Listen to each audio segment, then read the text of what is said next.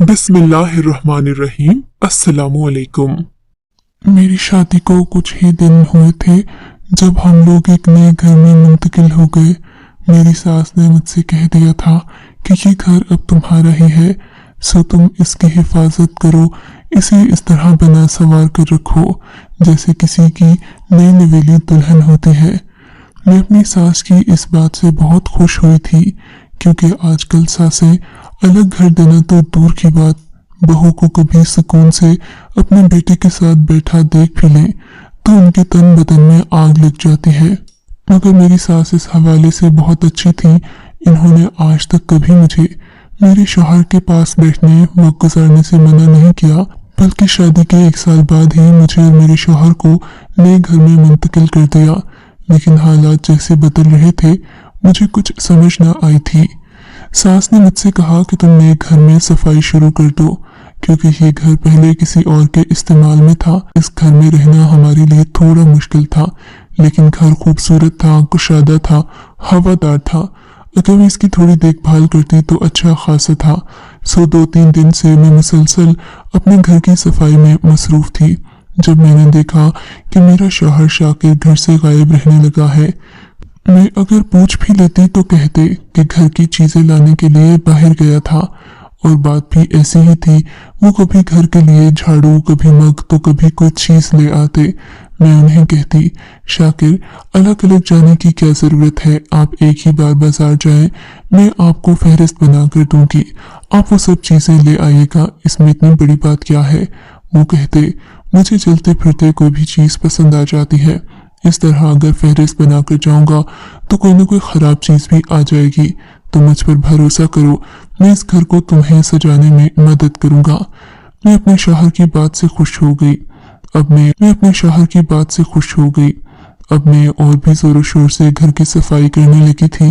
घर की दीवारों पर काफी गंद लगा था, जिससे मालूम होता था कि यहाँ रहने वाले पहले के लोग काफी बद इखलाक थे और बद तहसीब भी। मगर मैं जब भी इन लोगों के बारे में कोई बात करती, मेरे शौहर मुझे टोक देते, कहते कि किसी के बारे में बात नहीं करते। मुझे उनका ये रवैया बड़ा हैरत अंगेज लगता, क्योंकि मैं जब भी किसी की बात करती तो वो बढ़ चढ़कर हिस्सा लेते, मगर जब इस घर के पिछले लोगों की बात करती तो शौहर को बुरा लगता, कहते कि तुमको ऐसी बात मुंह से नहीं निकालनी चाहिए, यहाँ शायद हो सकता है कि अच्छे लोग रह कर गए हों, इसलिए ऐसी बातें करना मुनासिब नहीं है। मैं खामोश तो हो गई, मगर मैं ये नहीं जानती थी कि मेरी खामोशी और ताबेदारी का मेरा शौहर ये सिला देगा।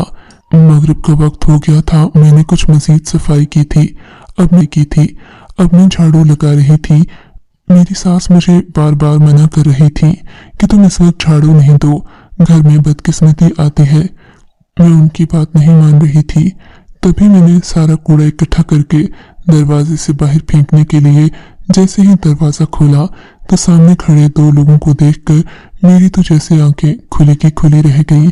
सामने मेरा शौहर एक नौजवान, खूबसूरत और एक इंतहाई हसीन लड़की के साथ खड़ा था। लड़की ने खुद को जेवर में लदा हुआ था, जबकि शौहर के चेहरे पर खुशियां रक्स कर रही थीं।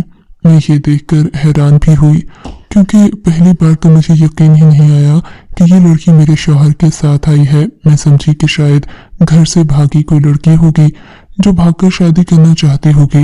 मेरे शौहर ने इस लड़की की मदद की होगी। यही सोचकर मैंने खुशदिली से लड़की को घर के अंदर आने का कहा। लड़की ने बातें करने लगी। मेरे शौहर बहुत खुश थे। हम दोनों को देख देख कर मुस्कुराते। ये कौन है? आप इन्हें यहाँ लाए क्यों हैं? अचानक मैंने मशकूक से लहजे में पूछा। अरे, ये तो तुम्हारी नौकरानी है, तुम्हारी खिदमत करेगी, तुम्हारे हर काम करेगी।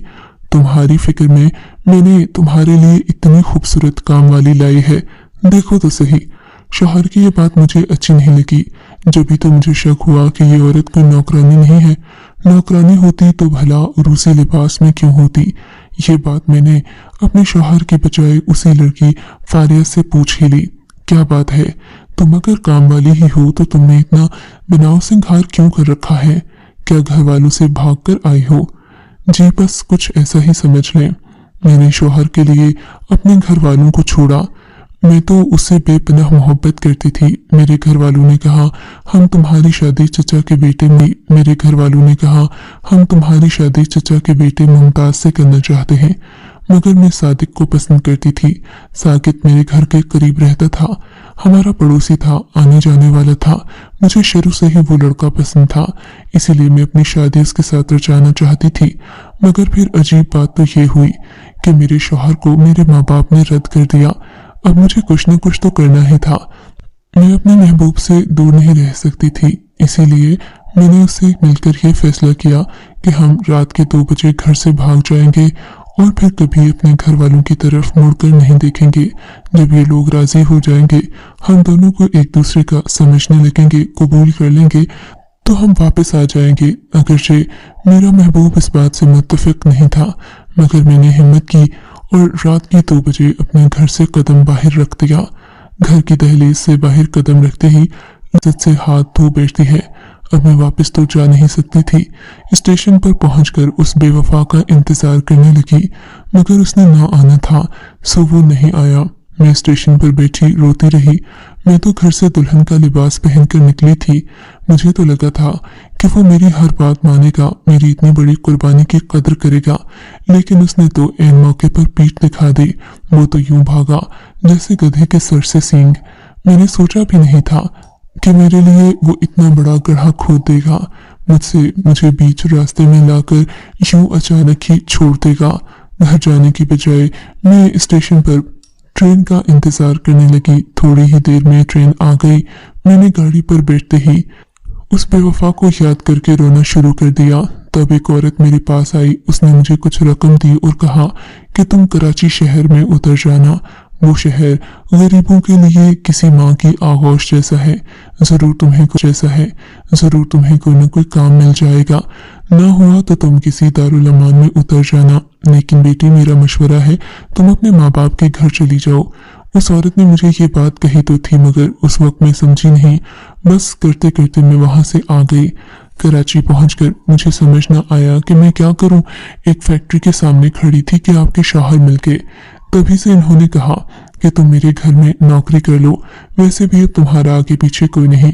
दरअसल मैंने ही इन्हें अपनी दुख भरी रुदात सुनाई थी, तब ये मुझे घर लेकर आ गए। अच्छा, वाकई, मैंने अपना दिल साफ करके बोली। फिर तो बहुत अच्छी बात की है शाकिर, आपने मुझे बताया क्यों नहीं कि आपने एक गरीब लड़की की मदद की है।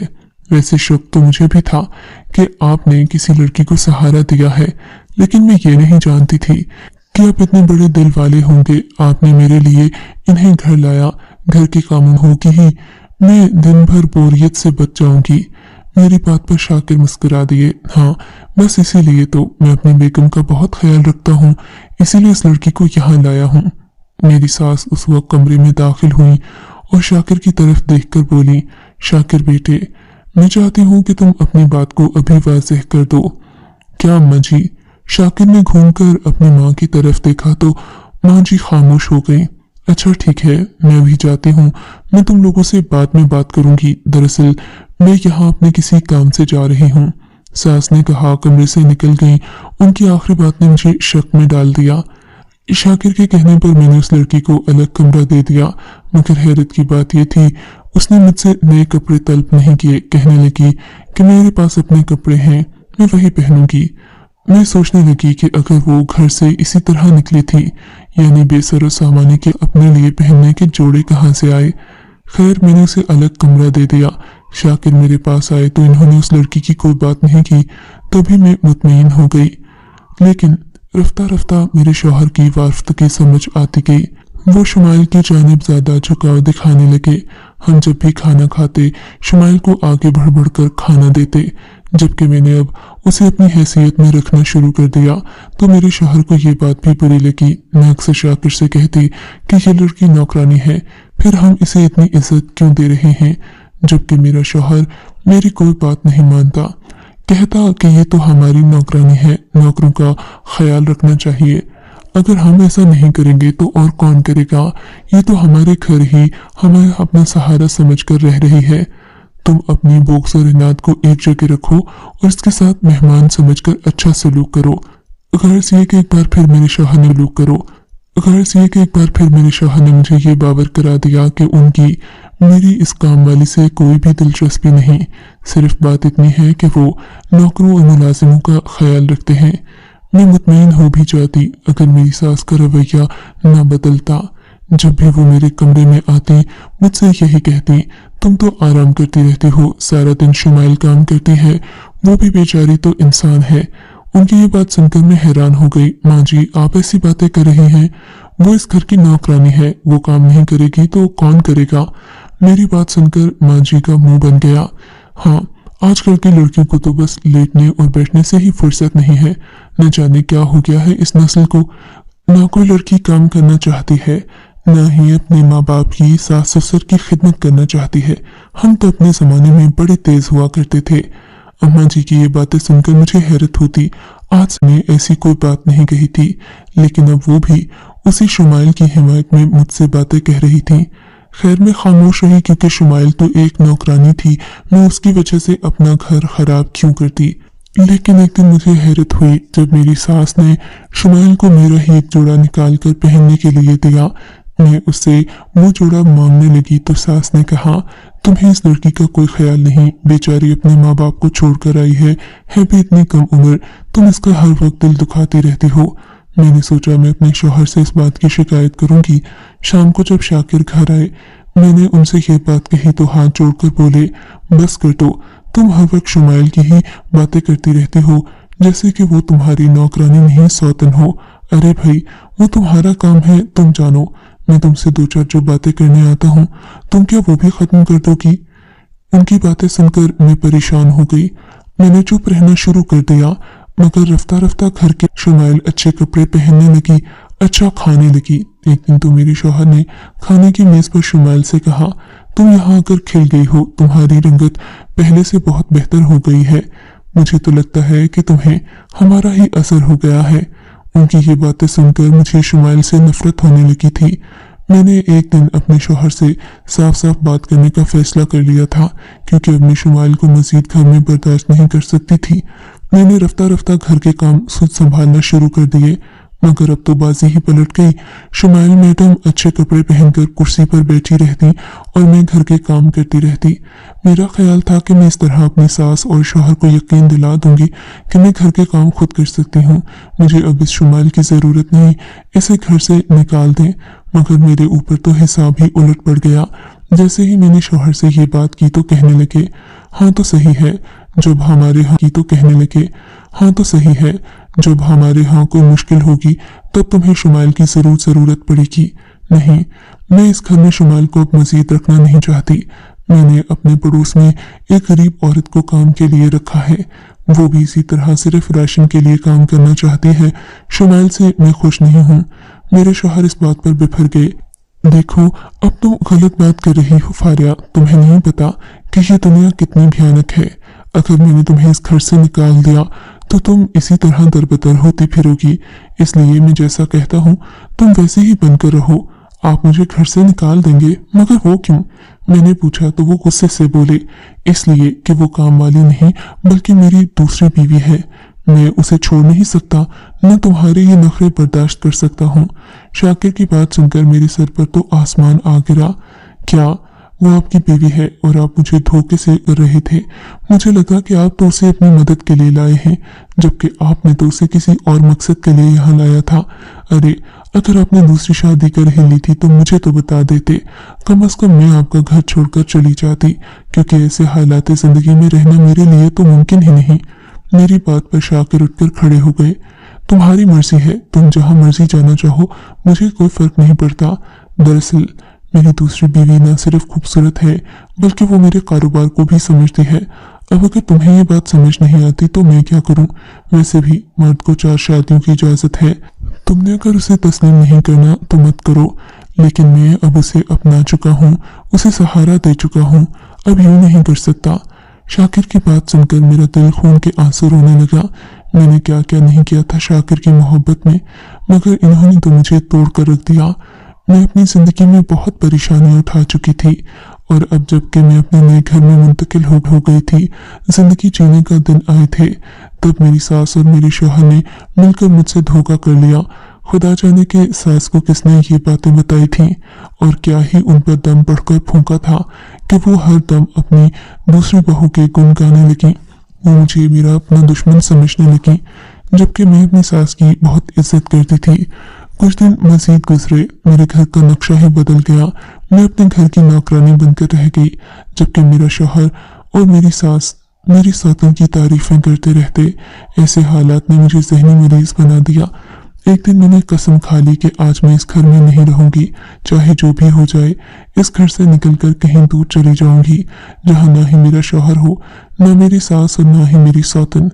लेकिन इसके लिए मुझे बहुत कोशिश करना थी।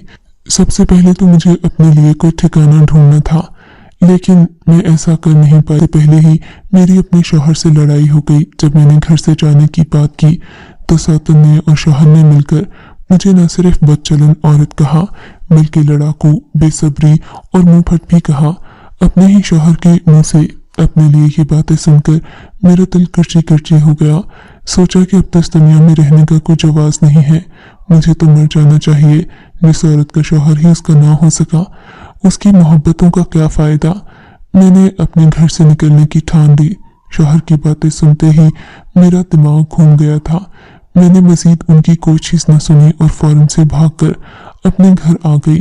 अपने कमरे में आकर मैंने बहुत कोशिश की कि कोई दवा मिले जिससे मैं अपनी जिंदगी का खात्मा कर लूं, मगर ऐसा नहीं हुआ। फिर मैं अपने घर से निकल पड़ी। सोचा कि किसी मेडिकल स्टोर से दवा लेकर अपनी जिंदगी ही खत्म कर दूंगी। जब भी मेरी सौतन को चैन आएगा। मेडिकल स्टोर पर पहुंचते हुए मुझे आधा घंटा लगा था। मेरे पास किराए के पैसे नहीं थे। अगर मैं किराया दे देती तो शहर के पैसे न ले पाती। खुदकुशी करने के लिए भी तो रकम का होना जरूरी है।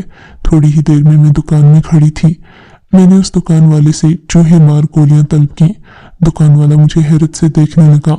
आजकल तो सर्दियां हैं, आपको चूहे मार गोलियों की क्या जरूरत पड़ गई? उसने मशकूक नजरों से देखा। बस जी, हम जरा नीचे वाली मंजिल में रहते हैं, इसीलिए हमारा घर बहुत गंदा हो रहा है, तो चूहे सर्दियों में भी हमारे घर पनाह लेते हैं। मेरी इस बात पर स्टोर वाला मुतमईन हो गया। उसने मुझे चूहे मार गोलियां दे दी। मैं जैसे ही वहां से निकली, मेरा दिल जोर जोर से कांप रहा था। मैं जानना चाहती थी कि आखिर ऐसा क्या हुआ जो कि मेरी सास और मेरा शौहर बदल गए, लेकिन अब जानने का कोई फायदा नहीं था। मैं अपने आप की जिंदगी को खत्म करने ही वाली थी कि एक बूढ़ी औरत का चेहरा बड़ा अजीब सा था। वो कुछ मर्दाना किस्म की लगती थी। उसके बाल भी ऐसे थे जैसे उसने ऊपर खुद से लगा रखे हों। क्या बात है बेटी, तुम क्या खुदकुशी करना चाहती हो? ये गोलियां क्यों उठा रखी हैं? क्यों खाना चाहती हो इन्हें? उस औरत की बात पर मैंने अपनी दुख भरी कहानी उसे सुनाने की कोशिश की, मगर वो अपना हाथ हवा में उठाकर बोली, तुम्हें फिक्र करने की जरूरत नहीं, तुम खुदकुशी मत करो। फजर तक देखो कि होता क्या है। अगर कुछ न हुआ तो बेशक तुम अपनी जान दे देना, मगर एक बार मुझ पर यकीन तो करो।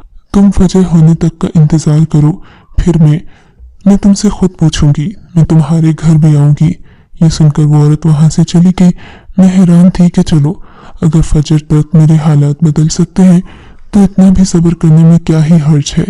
मैं बैठ गई। मैंने कहा, मैं अपने घर में होने वाली उस मौजे को देखना चाहती हूँ जिससे मेरी जिंदगी बदल जाएगी। शाम की 10 बजे बदल जाएगी।